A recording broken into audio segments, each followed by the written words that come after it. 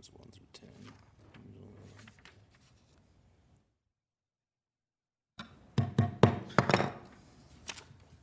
Call to order meeting for Public Works for Tuesday, July 28th, 2015. Could we have a roll call and a determination of quorum, please? Doyle, Estes, Roberts, Weifenbach, Here. Nordstrom. We have a quorum. Thank you. This is where we adopt the agenda. Move to adopt. All in favor? Aye. Opposed? Motion passed. Now is the time for members of the public to discuss or express concerns to the committee on any issue, not limited to items on the agenda. Action will not be taken on that meeting on any issue not on the agenda, except by placement on the agenda by unanimous vote of the alderman present. So do we do this one?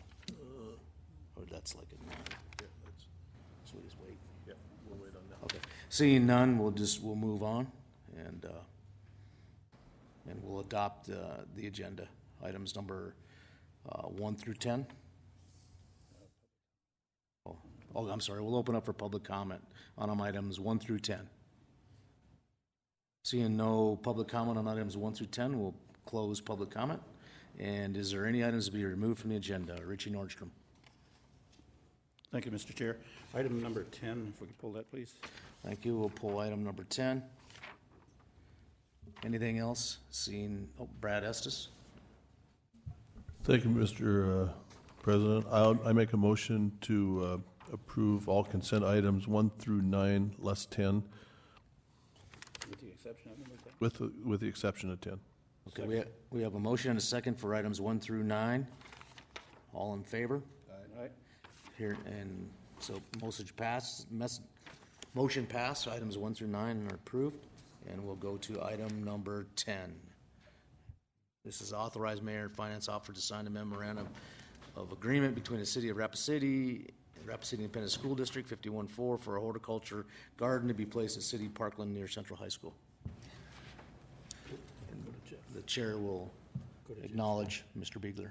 Yeah, thank you very much. I would like to request a continuation of this item to the August 25th Public Works agenda.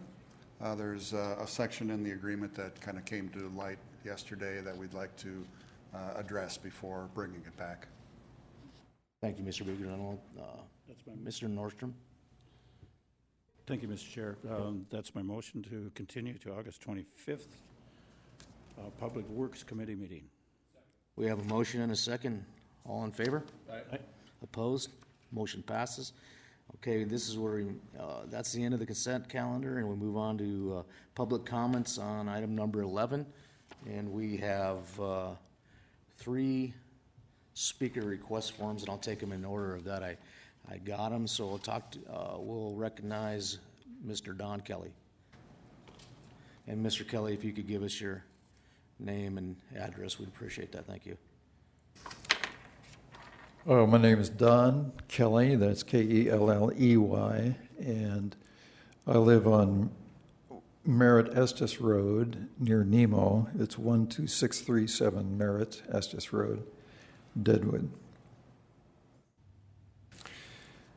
I'm currently the state board chairman for Dakota Rural Action, and DRA is strongly in support of renewable energy in South Dakota.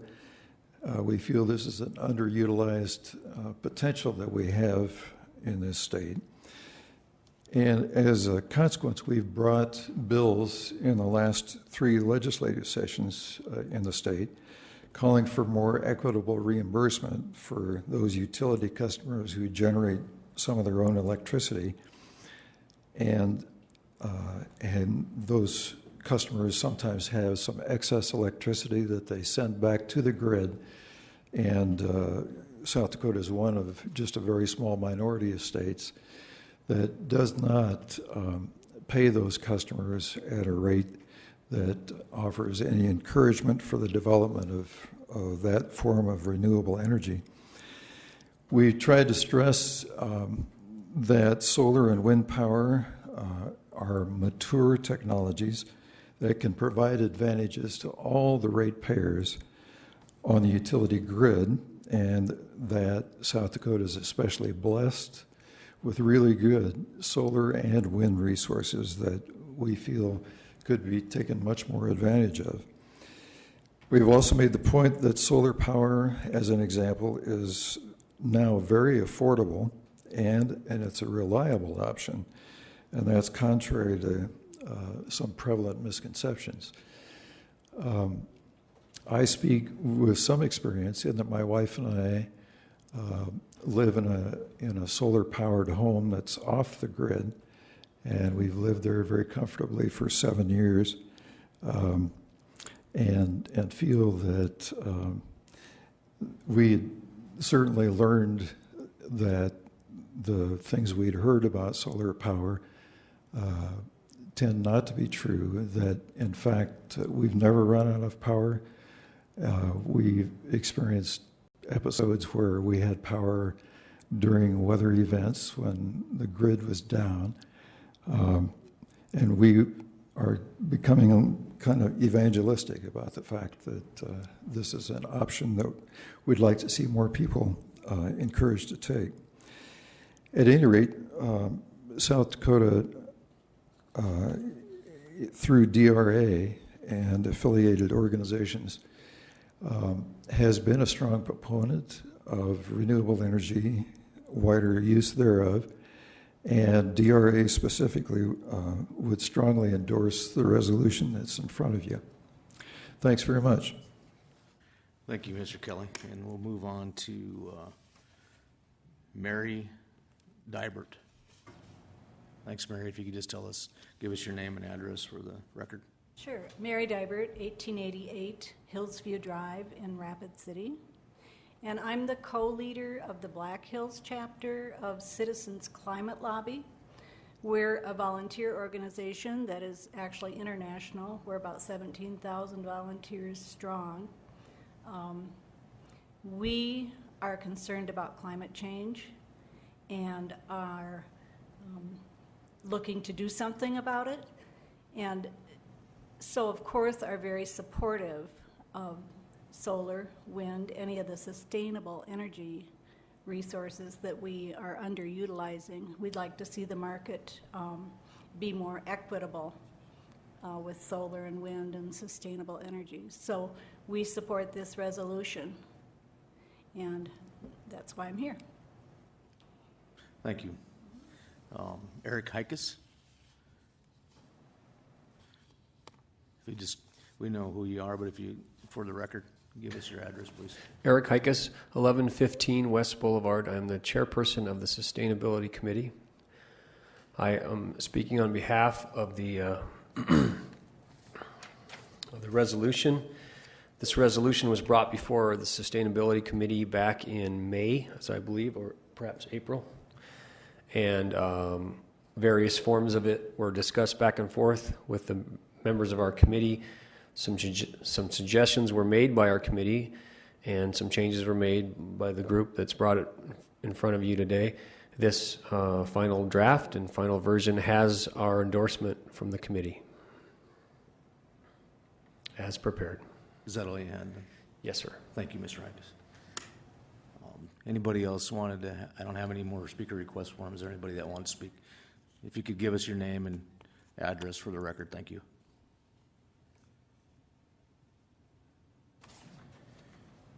My name is Alan Anderson, 7774 Columbine Court, Rapid City.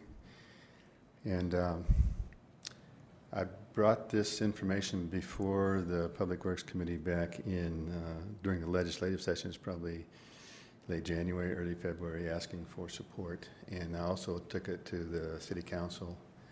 And it was kind of hurried up when we were trying to do the legislation. DRA was trying to do the legislation. So, and not being familiar with the process, I was asked to go back and work through the Sustainability Committee, and then that if they approved the resolution, then it could come back to you guys, the Public Works Committee, and if you approved it, then it would go back to the City Council for final approval if everybody agreed to it at that point.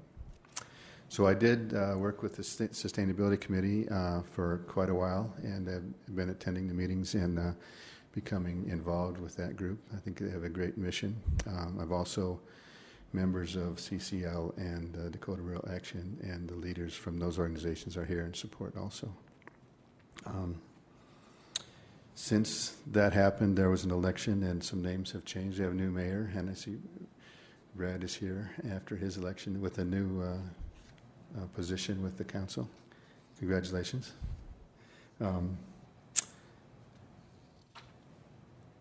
The resolution you have before you is pretty straightforward. It pretty much says that the cost of electricity is going up, the cost of renewables is coming down. Cities across the country and the world have been taking advantage of renewables to reduce costs. The utilities have effectively implemented renewables into their grid system. Communities that have encouraged renewable energy have developed new local industries, created new jobs that are fairly well paying, and they've instilled some resiliency into the energy grid, depending, of course, on how much they use, how much they've developed. So when power does go down, critical infrastructure, especially in big cities like New York and Florida and California, places like that, they are putting in large systems that have battery backup where they can keep vital systems online. So there's a lot happening in the world and in the United States with renewables. And so I felt that, or I feel that strongly, that a statement like this from the leaders of Rapid City would be helpful in encouraging renewables in the city, in the area, and would be recognition in the long term that renewables are could be a positive effect on the city of Rapid City and its residents. Since my first meeting here, I had forwarded, I think, to the city council members a link to a database that showed how, for example, renewable energy can be used by school systems, and it showed a map across the United States that where all the different cities were using solar systems on schools and how they were taking advantage of reduced costs and some resiliency. And there weren't any yet from South Dakota, so I thought that showing that map and how other people are using it might be of value to you people.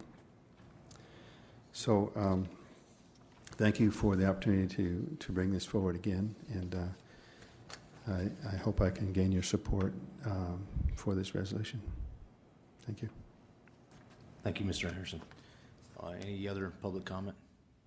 Seeing none, Chair will close public comment, and we'll move on to item number 11, discussion on a resolution of support for renewable energy. And the Chair will recognize Alderman Nordstrom. Thank you, Mr. Chairman. I'll move to acknowledge the discussion at this point. Second. We have a motion and a second to acknowledge the discussion report, and Mr. Nordstrom, you hold the floor. Thank you, Mr. Chair. If I can ask Mr. Huckes to come to the podium, please. Mr. Huckes, could you please?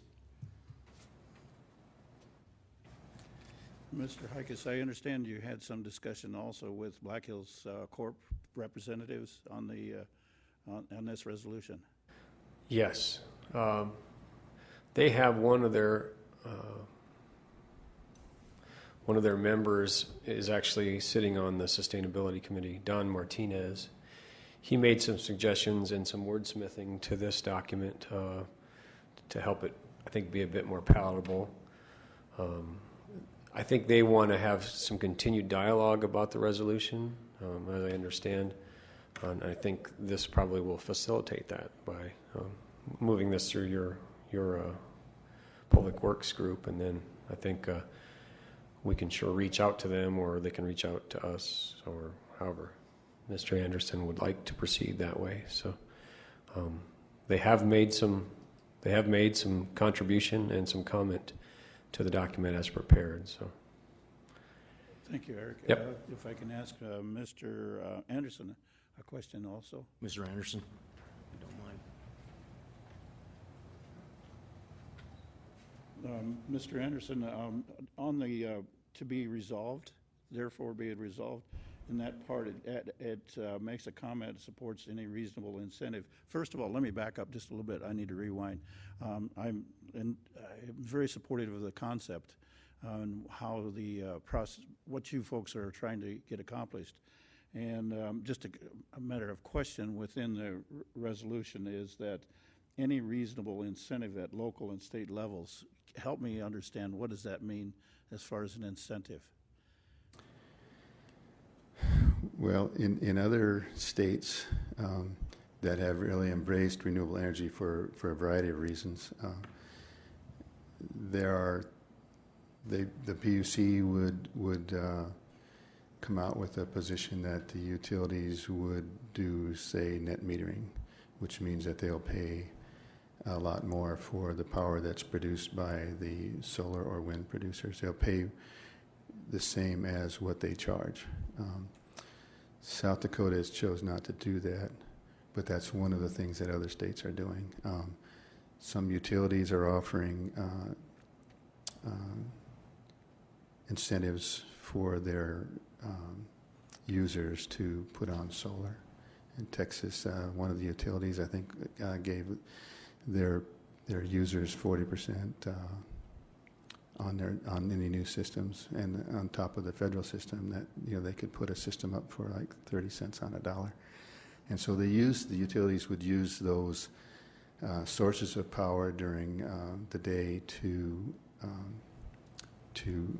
shave down the amount of power that they needed to buy or generate, which is the most expensive power that they provide. So they're using the renewables to make power cheaper overall to their ratepayers. So utilities could give incentives to install. Utilities could actually lease residential rooftops and use the homes to generate power for them, and so there'd be kind of a win for the resident and a win for the utility, because they can get the power cheaper than they can buy it during peak times. Thank you, Mr. Anderson. A lot of different. If I can just follow up with one other question on that, is that am I hearing net metering in this resolution? No, that is not part of this resolution. This is just to say that you understand and support the value of renewables in the future Rapid City. Net metering, as Don has discussed, was attempted through the legislature on 3 occasions, and it's really not going to go through. So that's not a part of this. It's a much more generic statement to encourage the community to do what they can to go forward with reasonable renewable energy installations. Very good. Thank you. I'll yield the floor. That's all I have. Thank you, Mr. Nordstrom. Seeing no other lights, no other comments, we have a motion on the floor to acknowledge. Mr. Estes. Thank you, Mr. Chair. I was ready to vote on it, but I have a question for Mr. Hikas.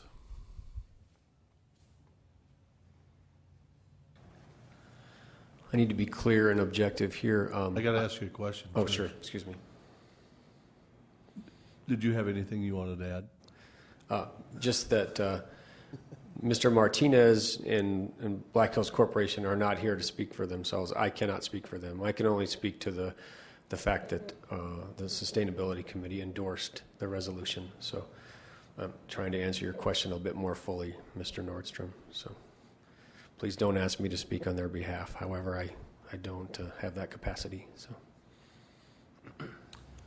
Thank you. I yield, Mr. Chair. Thanks. Seeing no further lights, we have a motion to acknowledge the report. All in favor? Aye. Motion passes. Motion to adjourn. A motion and a second to adjourn.